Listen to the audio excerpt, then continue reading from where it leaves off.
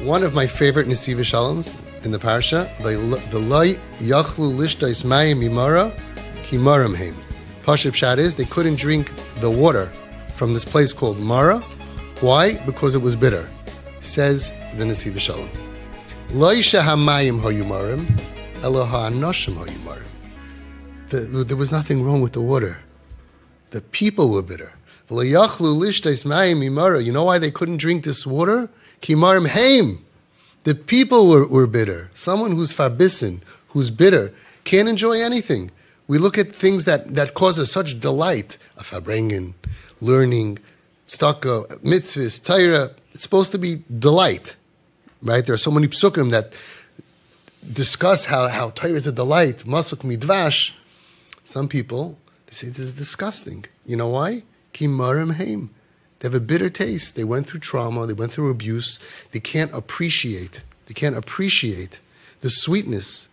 And when someone doesn't appreciate something as being sweet, and to them, nebach, unfortunately, it tastes bitter, the worst thing you can do is force them or pressure them to eat it, because they're going to hate it even more. We have to heal them until they want it and it tastes sweet to them, and then they can't get enough. Just today, another TP parent told me, we have another kid to add to the list we're up to 126, I believe, completely Shema Torah mitzvahs. Somebody who was off the derech for a few years. And is thirsty. The same kid who was, they gave me all the before and afters. The same kid who was eating in the home a cheeseburger is now telling the parents, no, you only eat Chalav Yisrael. Like not even just kosher. Chalav Yisrael. And he's makbid on this, and he's learning halacha, and he's learning, he has a shiur, and it's unbelievable. Like, where is this kid? He was, like I said before, he was always good, he was always frum.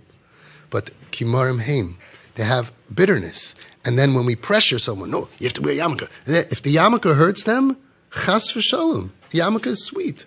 If it hurts your head, you should not wear it. If tznius hurts your body, we have girls that are less tzniustic than goyim. That's how you know that it's pain. The goyim can cover up in the cold, and our girls who are nebuch damaged, they can't even put on clothes. It's a crazy reaction to childhood trauma, is you can't wear clothing. It's just unbelievable. But we have hundreds and hundreds of kids like this. We have so many boys, the first time that they put on tefillin after a few years, I'll get a picture from the parents. Chaim, Moshe put on tefillin. And you see a boy in his underwear, no undershirt, no yarmulke, no tzit, nothing. This kid was bar mitzvah just a few years ago. He's not a horrible person. He wouldn't be putting on tefillin. They're so allergic to clothing, and it takes a while. You got to look. You have to have a vata blick. You have to look down the road in Mitzvah Hashem. They become more normal, and everything works out. The problem is not the water. Torah is sweet. Problem is not Yiddishkeit. Yiddishkeit is sweet. Problem is kimarim heim. You cannot be mechanech a sickness. You can't educate a person who's sick. You can't say, but this is good, but you have to do this. What does it even mean, you have to? What does it even mean? You have to listen to the rules in my house. Okay, until? That means I just have to wait till I get out of here. We're not trying to get people to listen to the rules while they're in our house. We're trying to, hopefully, we want to see Dairis Yisharim, Mevarachim. We want them to be turned on to what we believe is the right way of life. Once you say you have to, that's it. That's communist Russia. Wait for the wall to take down the wall. That's it. I would never be part of a group if they said, you have to, you have to. The you have to is when they're 3, when they're 4, when they're 5. Also not you have to. Come, Shefula, put it on, right? Everything's good. Once they make a U-turn and we're pushing them back with might and with force, we already lost. First of all, you can't be stronger than a teenager because you have something to lose. You have something to lose, and they don't.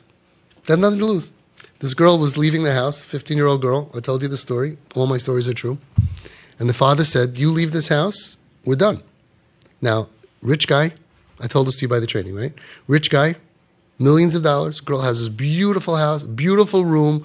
They go away for Pesach to the most expensive programs. A great life, right? Who is she leaving her father for? Some guy with a face full of pimples and a bicycle.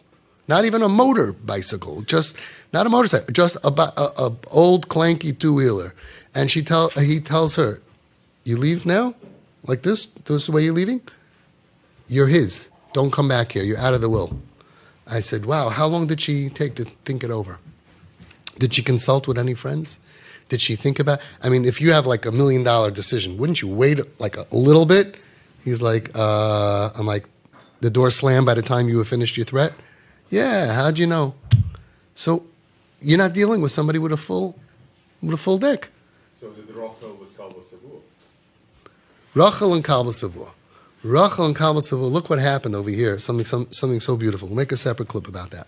Okay? But you're not dealing, if someone's willing to lose everything, that's because they're not making a rational decision. Go to a bar, I don't care how strong you are. If you're going to go have a fight with a drunk person, you're going to lose. Because you're still thinking within a certain realm, but the drunk guy, he could do anything. So you're always going to lose. You're always going to lose fighting a teenager. Never going to work. But more than that, even if you win and you got them to do the thing that you want them to do, you still lost because you took away their ratzon to do it. Now they want to do it less. Says the Nesivas Shalom, is one of my favorite Nesivas Shaloms. Chinuch amiti, we should have a faher on these words. This should be billboards everywhere.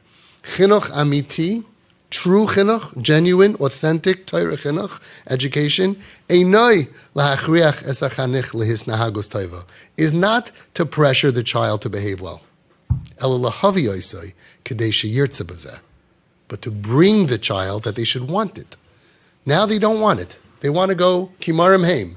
They want to go in the opposite direction. They think Yiddishkeit is bitter. Shabbos is terrible.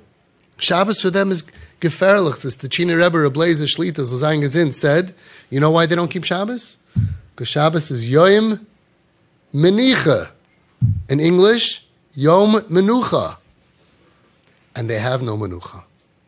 Shabbos is a day of rest. To us, it's like we look forward to it. If we understand what Shabbos is, it's a day to return, like we said, to return to be out of the confusion, to be the best Jew we can be, to be the best us that we can be, to rest, rejoice with peace of mind, to pray. And to them, it's hell. It's Gehenna. It's like they would tell you know what Gehenna is? 7 days. That's going to be Gehenna. They give you 7 days of Shabbos. Shabbos. You can't do anything. You go crazy. Why? Because they can't be with themselves. They have no menucha. They have to distract themselves. Otherwise, they go crazy from pain, from anxiety, from depression, from all kinds of feelings in their brain that most of us, hopefully, have no idea what it is. If you're healthy and you don't experience it, great. But if you experience that kind of chaos and confusion in your brain, and your brain hurts, and you can't distract yourself, Gehenna. Gehenna. That's how they describe it for them.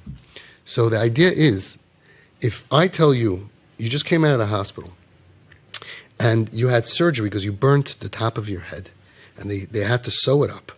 And I say, no, put on yarmulke, and you go, I want to. You're from, right? You say, I say Rabid. Hold on. This is not supposed to be a painful situation over here. Mitzvahs are not supposed to be painful. Torah is not supposed to be painful. Shabbos is not supposed to be painful. It's supposed to make us feel good. It has a purpose. If this hurts you, we lost the battle. We have to wait. Kimarim heim. We have to heal them. And then all of a sudden, the same kid on their own, they all of a sudden pop up with this thing and this thing. The climb up is also very treacherous. You need to be trained. But it's such a beautiful thing watching them come back. That Hashem should help all of your children come back. And the journey should be sweet and peaceful as much as possible. It is painful, but Be'ezus Hashem, we will be successful.